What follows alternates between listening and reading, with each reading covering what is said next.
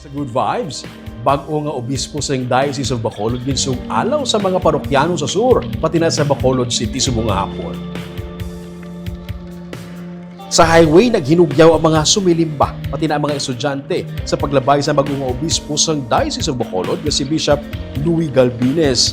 Antes bless ang marker sa Tanolo Bridge, kung sa diin ang obispo nagpatigay sa pinakaunang nga ceremonial step sa pagsunod niya sa Diocese of Bacolod. Ining historic man nga site kung sa diin sanday anay Bishop Vicente Navarre ang ikalimang obispo sa Bacolod kag Bishop Patricio Buzon ang ikaanom nga bishop sa Bacolod naghimo sang ilang pinakaunang nga ceremonial steps pagsaylo nila halin sa Diocese of Kabangkalan pagkadto sa Diocese of Bacolod.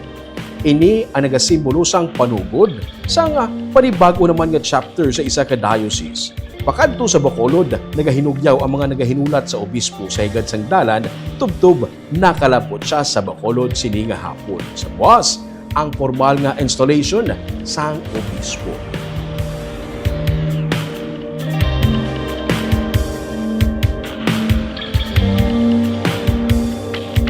Shout out anay sa aton nga live viewers subong nga hapon si Ma'am Mirna Garrido Clavel, good PM DJ Castegos kag Sir Roming watching from Bacolod, si Marvy Cipriano Aquino. Good afternoon, DJ Castegos.